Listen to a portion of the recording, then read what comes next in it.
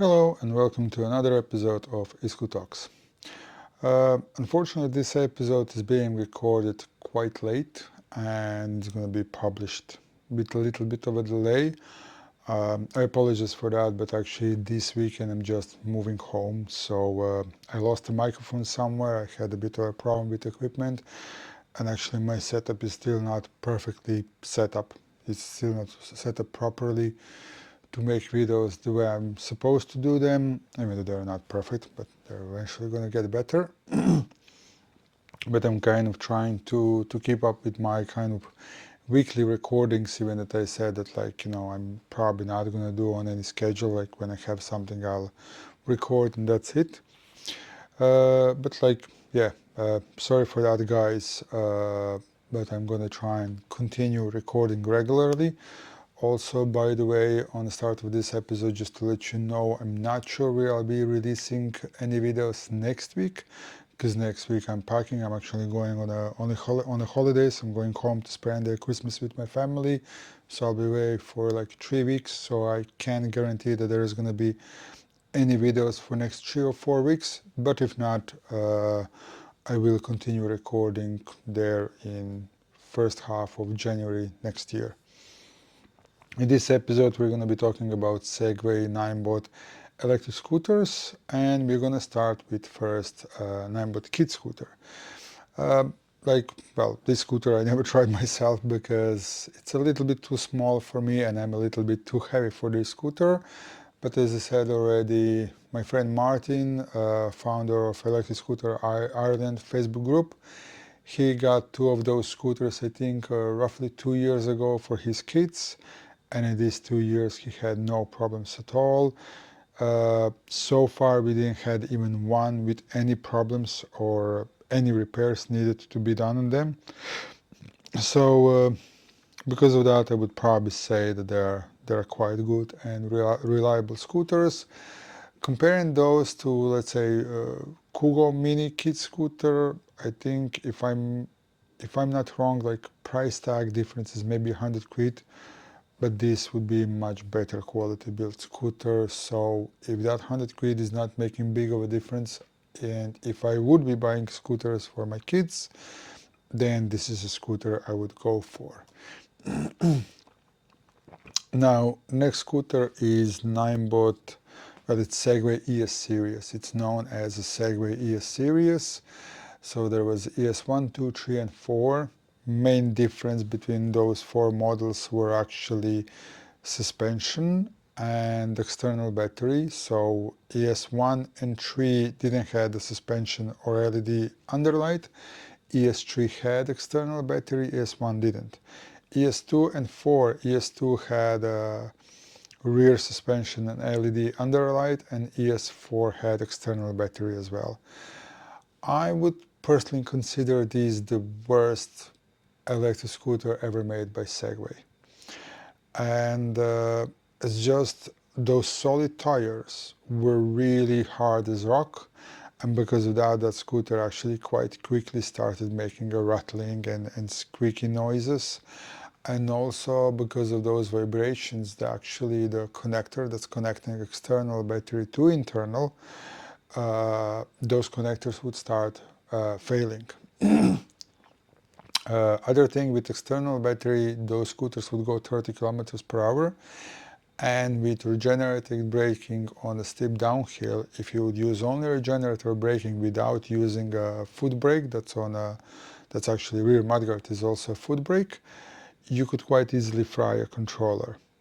And the problem was getting original parts for those scooters. Even there, back in 2018, when they were first released, was extremely difficult. On top of all that, overall, scooter also had a little bit too short mudguard. So like even today, when we get people in with those scooters for repair, we actually have one of those scooters now in for repair with the faulty bearings. I just usually say to people, like, it's really not worth investing money into that scooter. I would rather recommend them just to get rid of it and get something better, get some of the newer models, or to get a Xiaomi or whatever. Because like Also, like, for example, controller, replacing a controller in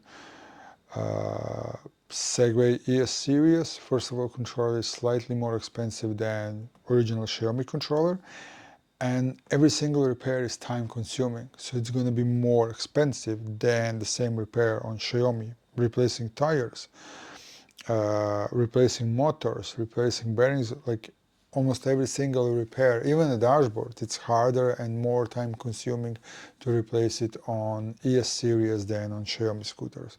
So overall, unfortunately, not a scooter that I would recommend. I would actually recommend avoid it as much as you can. Now, okay, the good thing is, and I like when this happens, when manufacturers learn a lesson and they improve it. So they released their E-Series, and on E-Series they fixed two problems. One are tires. They're still puncture-proof tires, solid tires, but they are not that solid. They're a bit softer, and they made a longer mudguard. So like, okay, a little bit of a improvement, and actually, as I said, those tires are not that solid, so they're okay. Still, batteries are in the stem and external batteries here, so center of gravity is quite high, and it's more focused on the front wheel.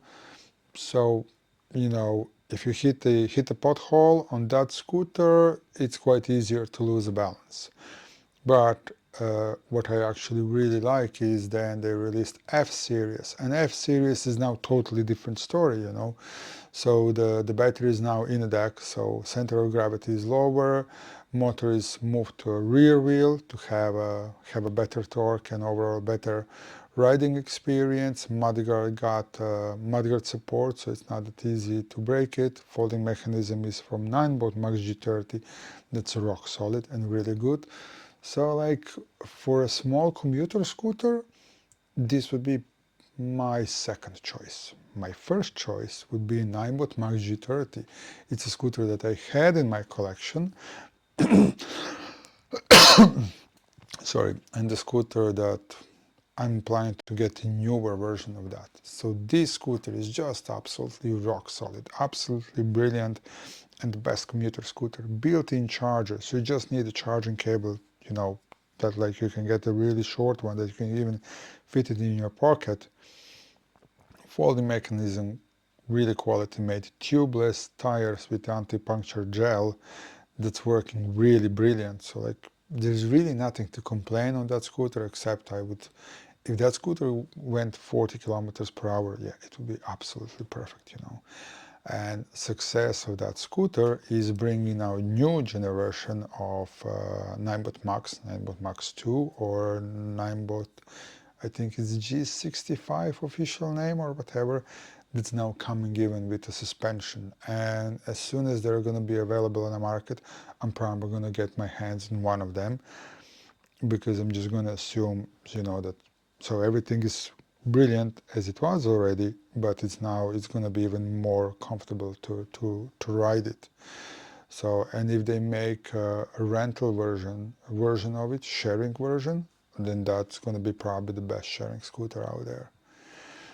Now, another scooters that are coming out on the market, I think they're still not released, but they're coming, I'd say probably start of next year, is their Ninebot Segway P series. As I said, didn't try it so far, but locking mechanisms looks like the same like on G30. There is a version without a suspension and with a suspension. A bit bigger battery, built-in indicators. As I said, if the build quality continues the way it was, and with the tubeless tires with anti-puncture jelly, brilliant. Yes, price tag on those scooters is going to be higher than expected, but as I said, if we take into account build quality, and the build quality continues the way it's used to, and also like, Xiaomi Ninebot Segway, they are the only ones that are using smart BMSs, where you connect your scooter with Bluetooth to your phone, and there are a couple of apps that you can monitor your battery, check every single cell and all those things. Like that's the things that the scooter manufacturers are not making, even that I would actually really like to see that. So with Xiaomi, Ninebot Segway, like those are brands that I wouldn't have a problem charging at home, even leaving it on a charge overnight. Not something that I would do or that I would recommend doing, but if it happens, it wouldn't stress me out too much, you know. So as I said, as soon as they came out, like, you know, I might actually try and get a hand on one of those. I like that the mudguard is now part of the frame, but they also added this mudguard extender to prevent splashes on your trousers and on your jacket. And now the last scooter that we're going to be talking about is GT series. GT2 is a scooter that I'm definitely planning to get next year. It's not that I like it too much. I don't like this really high folding mechanism, because like what's the point of folding scooter where, you know, this is so high that it's going to be quite tricky to fit that scooter, for example, in a car anyways. But tires look brilliant. I did check a couple of reviews, and apparently the scooter riding experience of that scooter is just on a different level. No need for a steering damper. You can drive it one-handed at like, you know, 60 kilometers per hour. Not something that I would recommend, but if you want, you can do it. Downside is a bit of a downside is a price tag again. So we are looking here at a scooter that has a specs like 010X, but double the price. So 010X 60 volt version or 52 volt version has same battery capacity, but it costs half of the price, between 1,500 and 2,000 euros, where this is going to be between 3 and 4,000 euros. It was announced 4,000 euros, now you can get them around 3,500. In the near future, probably the price is going to drop to 3,000. But again, you know, build quality and the smart BMS in such a huge battery pack is something that I would still be like, okay, yeah, I'll pay a bit more to be on the safe side, you know. So yeah, this episode is actually quite short because there is not too much to say about Ninebot Segway, except that in the beginning I did find their scooters way overpriced compared to what you're getting, especially with their ES series. But I'm so happy that I can say now, well, you know, guys, they learned their lesson. They did make rubbish scooters, but now apparently they are doing really good scooters. I will be able to probably say something more about it, you know, next year, maybe towards the end of next year, when those scooters are going to get released out there, and when I get a bit more experience with them and see, are there maybe breaking down or whatever, is there any problems with them. But at the moment I'm quite confident that probably they're really, really okay. So that's going to be all for this episode, guys. I hope you liked this episode. If you did, hit that like button. Let me know that it's worth recording these videos. Also, I noticed that 80% of you actually are not subscribed, so please subscribe. It helps actually really growing this YouTube channel, and it helps me make more videos. If you find it useful, please share it with your friends. If you have any questions, please write them down in the comments down below. If I don't reply in the comments, I'll probably answer those questions in coming videos. And yeah, of course, also add your ideas of topics or scooter brands or models that you would like me to discuss, or even just some particular parts or repair types or whatever. And I'll do my best to continue recording as soon as possible. As I said, this might be maybe a last episode for this year. In that case, guys, I wish you a Merry Christmas and a Happy New Year. If I do get a chance before I go on my holidays, I might make one more quick episode. And yeah, that's it, guys. Stay safe out there, and please respect other road users. Bye bye.